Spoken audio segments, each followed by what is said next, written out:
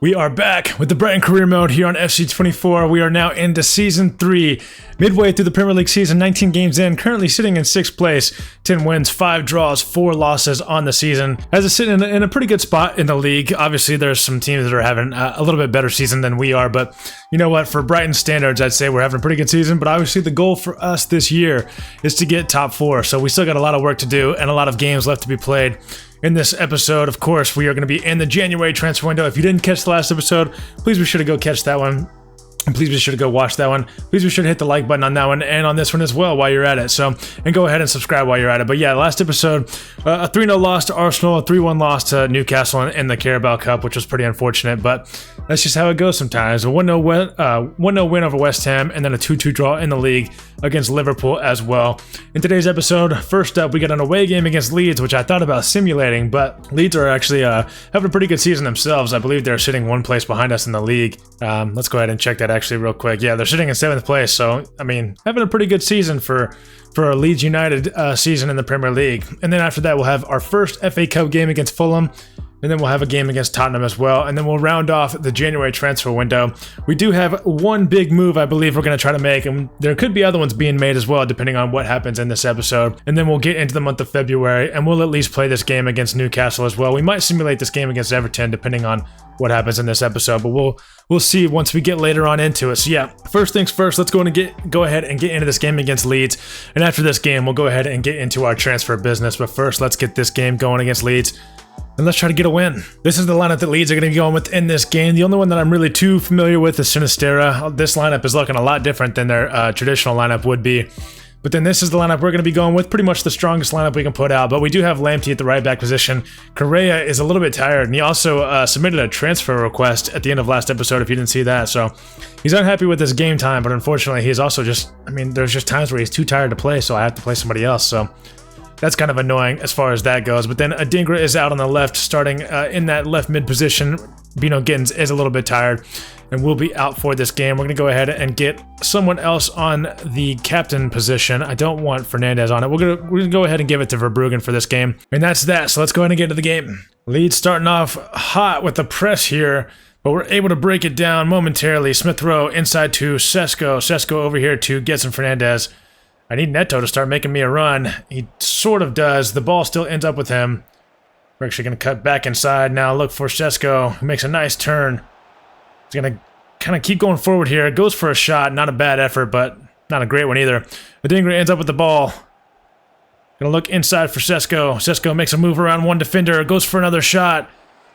Tries to get in on that one and flails his body around, but it's going to be cleared away by Leeds here after 10 minutes.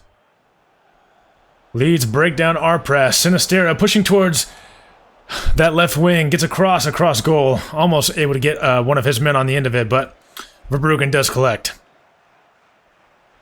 Kerkez pushing forward here. Finds Adingra. He is onside. Adingra's going to cut inside. He's going to go for that far post and hits the side of the post. That'll be out for a goal kick. 25 minutes gone. Oh, Sinistera is a lot to deal with over on this left side. Lamptey gets back. Another cross by Sinistera. Verbruggen able to collect that one yet again. And here goes Sinistera again. 36 minutes gone. Lamptey getting a tackle in this time. Doing well to defend that one.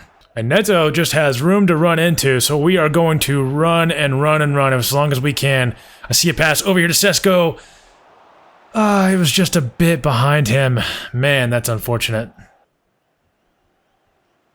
Sesko sees a run from Neto over the top to him. He's able to chest it down. Can he get around this defender? Oh, man. He gets the shot away. Just wide of the post. Yet again, 45 minutes gone. It's going to be a none, though, going into half. Neto finds a pass into Fernandez. Fernandez to Sesko. Sesko to Smith Rowe. And Smith Rowe into the back of the net. Starting the second half off hot. The passing there by the boys was absolutely incredible, and we take a 1-0 lead after 48 minutes. Andy Diop finds Pedro Neto. Pedro Neto cutting across the field. Able to get all the way through the defense. Finds Benjamin Sesko. Cannot find the back of the net. That was an excellent play by Neto there to get all the way across the field, but unfortunately doesn't end up with a goal. Until they turn it over in midfield, of course. Neto pushing forward. Oh, wow. That was an extra touch there. It was way too heavy. Adingra inside to Sesko. Sesko can't get it away. Adingra could have been called for a foul there. Diamande not able to get it down to us. Sinistera knocks that one on to Miguel. Miguel pushing down the side, has a couple of options to cross into. Is going to find De Ketelaere, who gets a shot on goal. Verbruggen has to make the save. I think that one's out for a goal kick. 71 minutes gone. We retain possession, and we retain our 1-0 lead. Oh, Sesko finds Smith Rowe. Smith Rowe with a heavy touch. Oh, the defender does well to get to that one.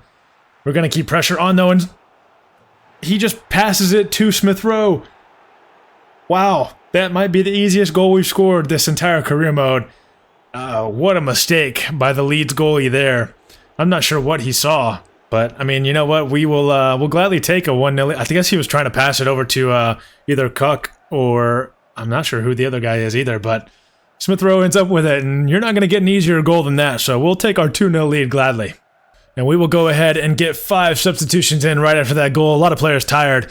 But one important substitution we are making is that Evan Ndicka is coming into that left center back position to replace Igor. And he is, you know, we're looking to see him be the left center back of the future in the squad. So hopefully he performs well. Uh-oh, Sinistera on a break down this wing. Diamande is very, very quick himself, though, and is able to get back. We're able to get in front of them. Evan Ndicka, his first action for the club is heading that ball away. And he does get it away, and we might not be on a break. Baleba with the ball over here to Adingra. Adingra is going to sweat it across goal, and João Pedro is going to end up with the goal to end off the game. 86 minutes gone now, and a 3-0 lead for Brighton here over Leeds. A nice move. Oh, man, that was really a nice move. He got fouled in midfield, or somebody got fouled in midfield too. 2 minutes of added time, they score at the end of it. They're going to go ahead and celebrate that one a lot, I guess, but they're still down 3-1, so you know what? We're okay with them celebrating because we're going to celebrate the dub. And that's going to be that. Referee blows the whistle off of kickoff. Unfortunately, we don't keep the clean sheet for Verbruggen, but we still win the game 3-1, and we take away 3 points, and that's all that matters. A nice brace from Smith Rowe to get him back into the goal-scoring column. Obviously, that second goal was, not exactly very tough, but you got to score them when you can, and when you get an opportunity like that, you got to score. Jan-Paul van Heck has actually come back to us from his loan spell. I forgot about him being back. So there's a chance we send him back out on loan. We'll see how it goes. I'm going to go ahead and loan list him again. 76 overall, 25 years old. We might actually just go ahead and sell him. I mean, at this point, he's never going to get in. I have Duarte over him, but Duarte is also going to go out on loan. But then we have, we have Lewis Dunk, we have Ndicka, we have Igor, and we have Diamande. So he's just never going to get game time. So we'll go ahead and actually add him to the transfer list since he's back. And if he wants to go ahead and leave, then he can leave. And Leonardo Duarte has agreed to a 2-year loan move to Benfica. I believe he will get some good game time there. If we need to bring him back, we always can. And Van Heck is saying that he is surprised that he's going to go. But you know what? That's kind of where we're at with the squad. We need to get rid of all the dead weight and all the weight that we don't want to use.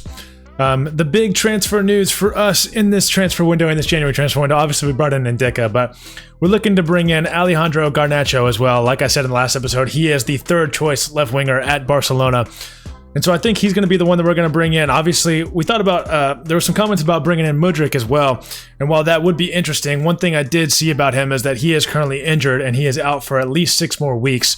So if we brought him in, we wouldn't be able to use him until probably, maybe mid-March, somewhere around that area. So that is a big reason why I don't necessarily want to go after him as of right now. Obviously, I do think he's a solid player and he could fit into the squad very well, especially with his pace. I believe Garnacho is actually just pretty much the same player as Mudryk, just maybe a little bit better, a little bit taller, a little bit more weight to him, and 4 years younger, which is obviously nice to see. So with Garnacho, he's going to cost us around probably 60 million, but you guys said that you guys want us to go after him, so that's what we're gonna go. We're gonna go ahead and do. We're gonna negotiate with Barcelona because 114 million is way too much. But we're gonna go ahead and try to bring him into the squad. We're gonna start off with just straight in 60 million and see what they say to that, and hopefully they just accept it. They don't actually, but they wanna bring in Fabricio Diaz in a swap deal, which as of right now we do not want to do.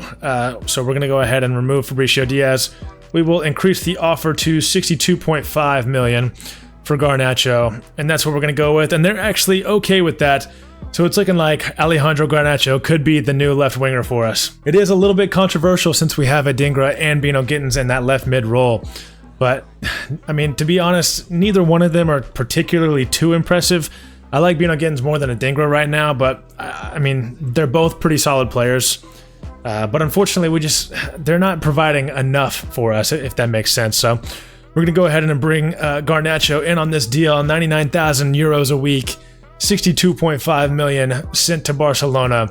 And Alejandro Garnacho is going to be welcomed here into the squad. And now after that, we have gotten an offer for Julio Enciso from Royal Union Saint Geloise. I don't know. I've never heard of that team before. Honestly, I'm not familiar with them.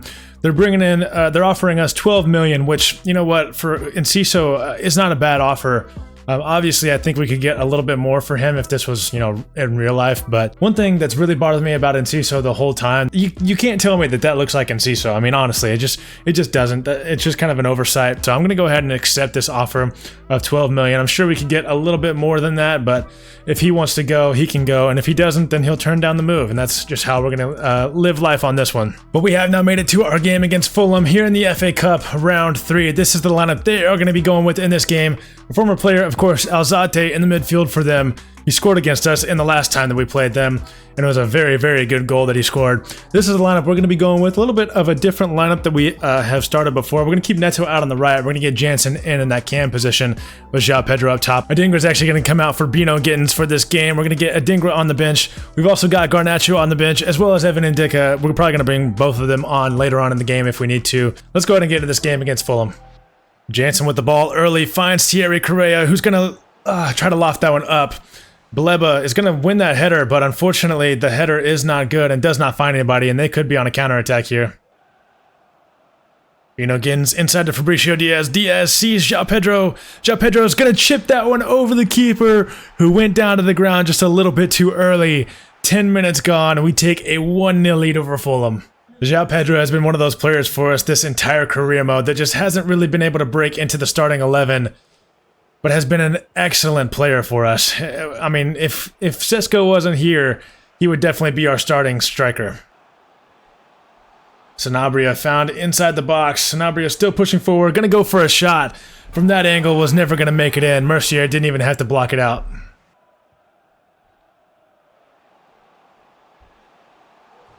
Wow, that almost went in. I didn't even know that was a possibility.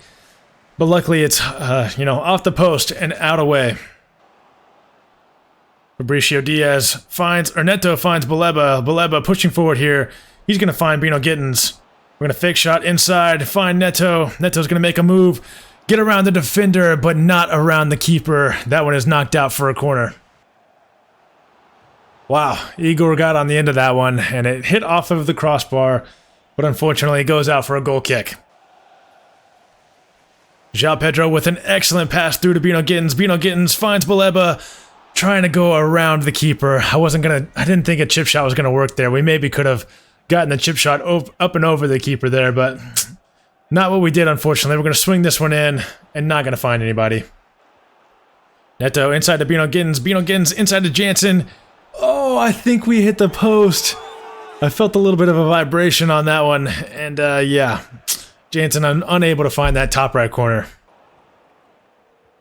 Neto with an excellent pass over here to Bino Gittins. Fulham's press has broken down, and Bino Gittins is going to find the back of the net just when we're talking about how he hasn't been necessarily the best this year. He finds the back of the net here in this FA Cup game against Fulham. João Pedro looks like he's hurt. That could be not good, and he turns the ball over there. Things are not looking good there. And it's looking like it is bad enough to where we need to take him out. So we are going to get Benjamin Sesko in. Unfortunately, besides João Pedro, we don't really have a true striking option. Jansen can kind of play there. Neto can kind of play there. But our only true striking options are Sesko and João Pedro. So if he's out for a while, that could not be good for us. Fabricio Diaz pushing forward past everyone. I see Sesko towards the back post. Sesko is going to get on the end of that. What a cross by Fabricio Diaz. And what a finish by Benjamin Sesko, like 3 minutes after he comes on. With his left foot, keeper, nothing he can do about that shot power. Wow, what a finish.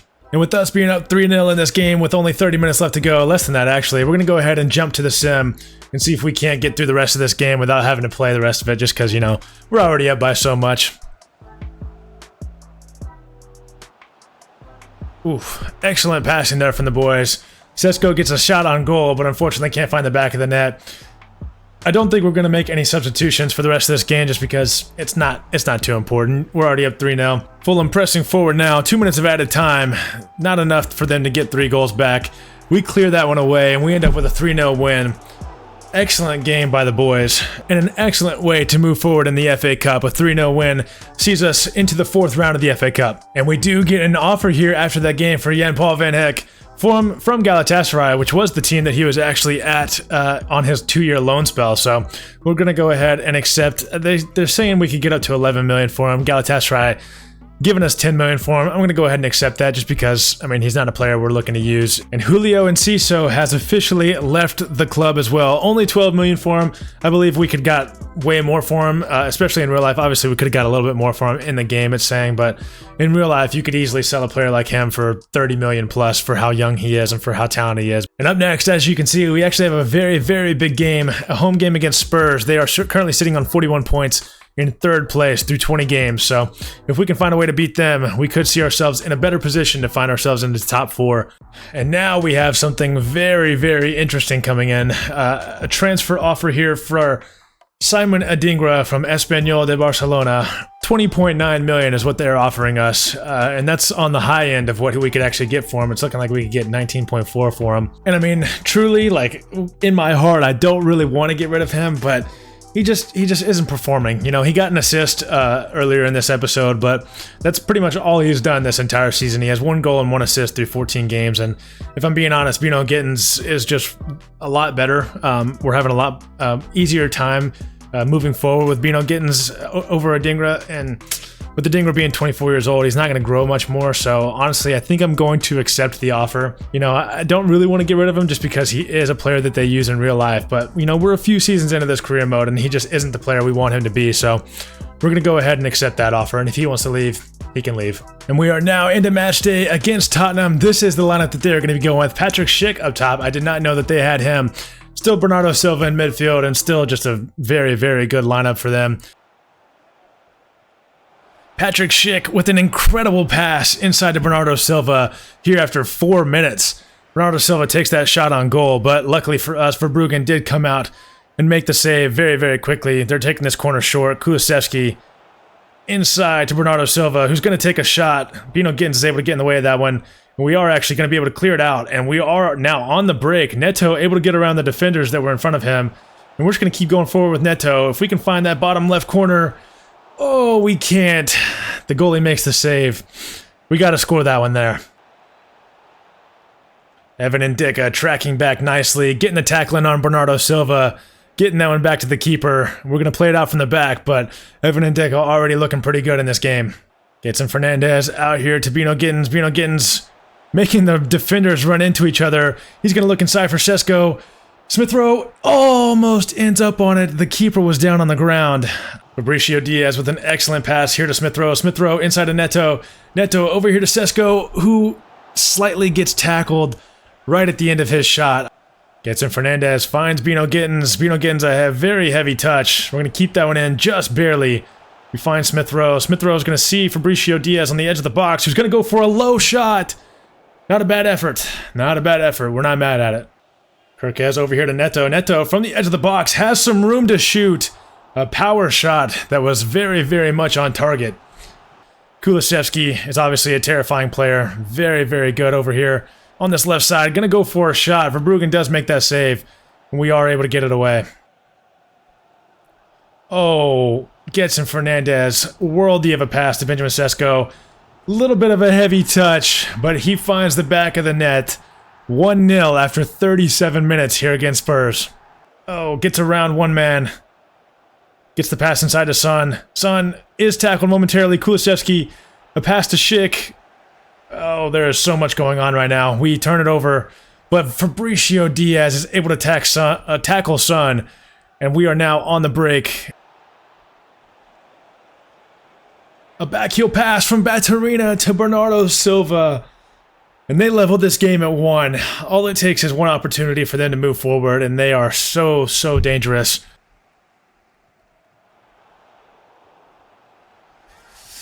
Yikes. Yep. that's two. That is 2 goals for Tottenham in the last 10 minutes. Tried to make a clearance, and yeah, just not good enough there. And they find Bernardo Silva in the box, and he's got 2 goals in this game. Neto over here to Bino Gittins. Bino Gittins, I don't like our option just yet. Sesko in the middle of the box, going to try to make a move around one defender, and a move around another. We get one back immediately. 67 minutes gone. That left-footed shot right there to the low right corner had the goalie stumped. And 68 minutes gone now. Right after that goal, we are going to get Alejandro Garnacho on for his debut here against Tottenham Hotspur. If he can find the winner for us, that would be an excellent way to start off his campaign here with Brighton. Benjamin Sesko looking for Garnacho. Garnacho's first touch with the club is a good one. Able to get around that defender. We're going to ball roll inside. Go for a shot. Not a bad effort. Almost found that top corner, but the keeper did well to get to that one. Kulusevski out here on this wing. Making a move inside. Oh, man. Indika not able to get there fast enough. 79 minutes gone. Tottenham get a 1-goal lead back. Neto inside to Fernandez. Smith Rowe over here to Garnacho. Garnacho, does he have the pace to get around these defenders? He does. He goes for a shot. Sesko is going to end up with the ball. This game is 3-3. What an incredible game we are having here against Tottenham Hotspur at the Amex Stadium. 87 minutes gone now. The next goal, if a team can score one, will likely win the game. 3 minutes of added time. They turn the ball over in midfield. Fabricio Diaz is pushing forward. I need someone to come help me out. Garnacho is the one to be there. Garnacho sees Sesko towards the back post. Unable to get it to him. We are going to end up with the ball, though. Garnacho makes a move around the defender. Looks inside for Smith Rowe, who tries to find Sesko. And that's going to do it for the game. Maybe should have done something a little bit different there at the end, but what a game this was. A 3-3, 6-goal thriller here against Tottenham Hotspur. Benjamin Sesko with a hat trick. And now we have officially sold Van Heck to Galatasaray. We got a transfer offer here from Benfica for Mahmoud Dahoud. We are absolutely happy to let him go. 13.5 million is perfectly fine. So he will be out of the club.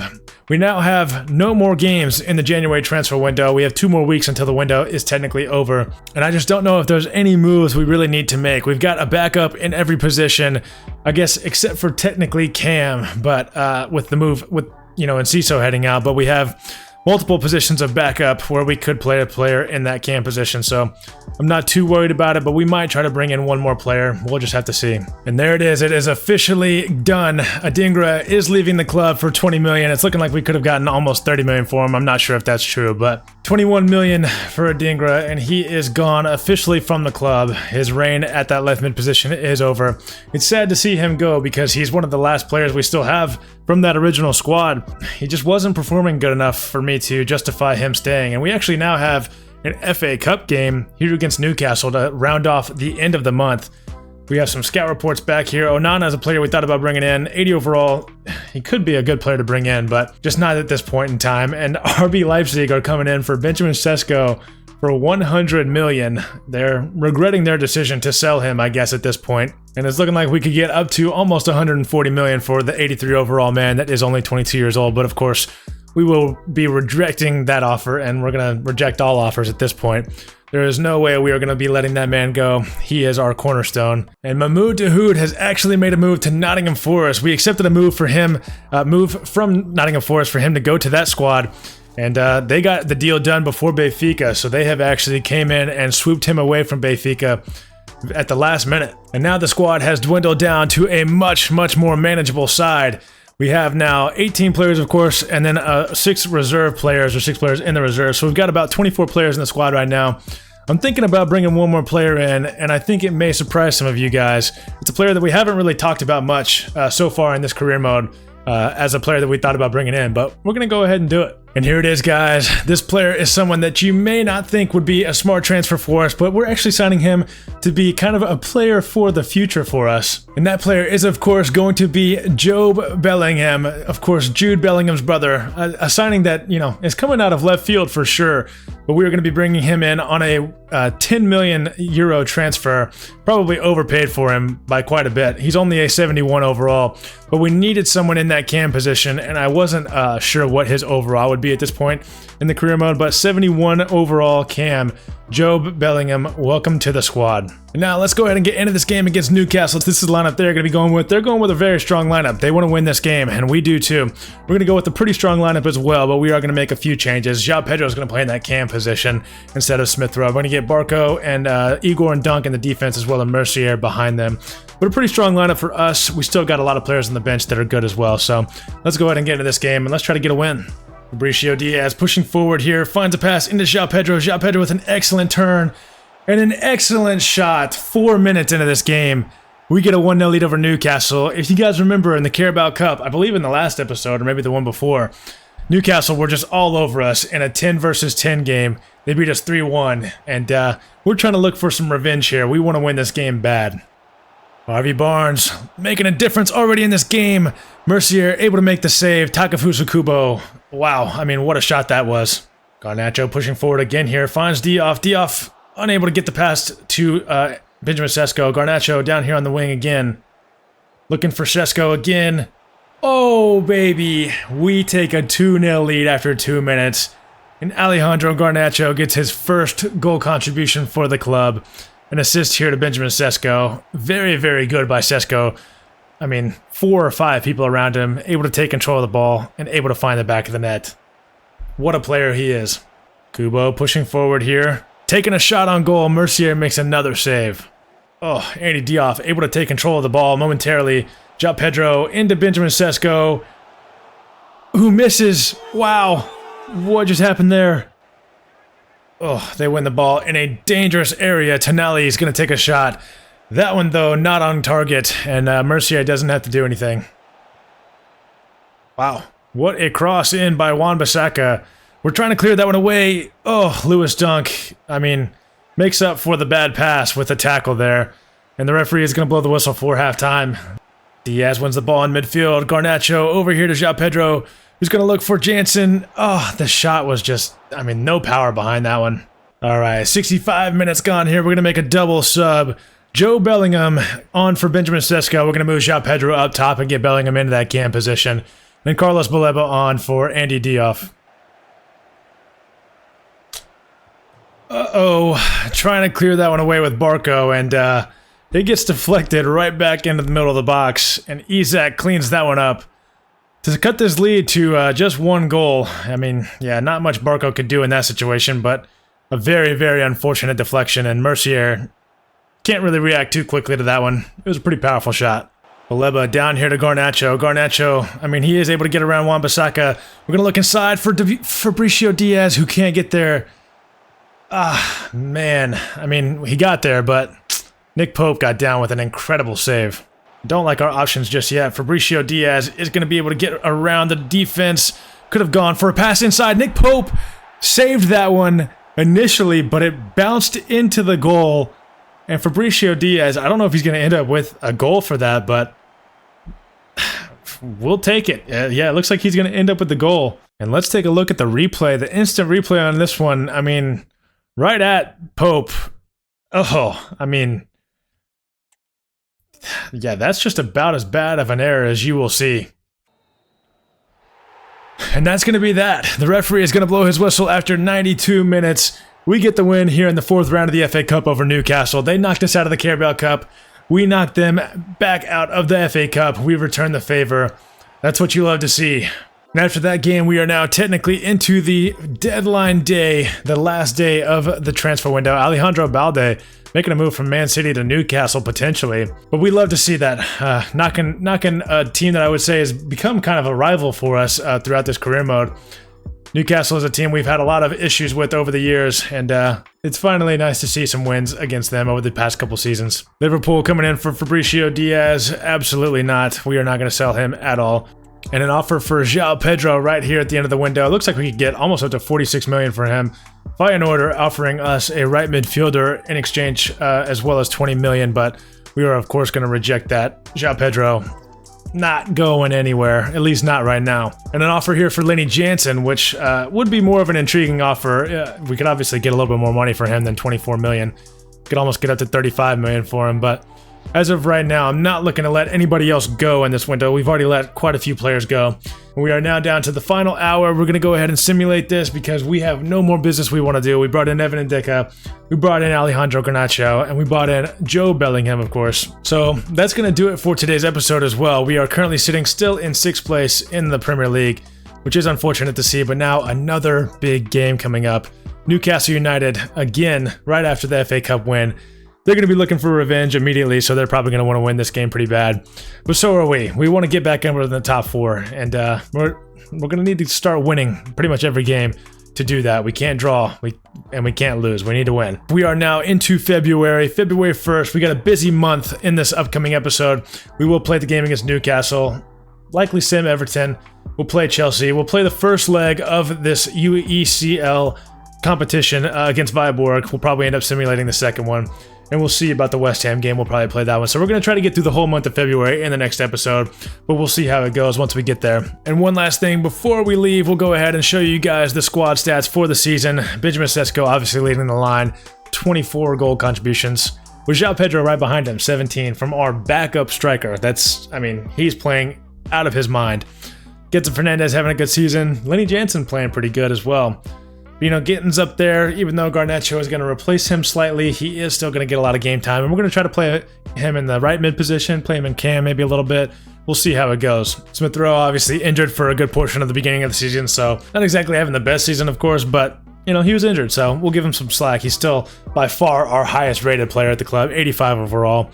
Neto, not necessarily the greatest year from him. Only 3 goals and 3 assists in 26 appearances.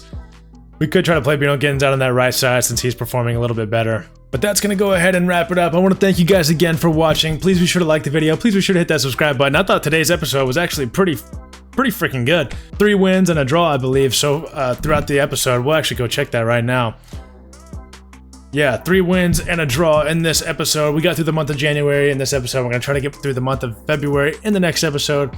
Lots of goals scored for us. 3 goals every game, which is absolutely incredible to see. Offensively, we are firing on all ends. The only thing we got to do now is work on the defense a little bit, but we played pretty good in this episode as far as defense goes too, so we'll just have to see how it goes the rest of the season. Thank you guys for watching.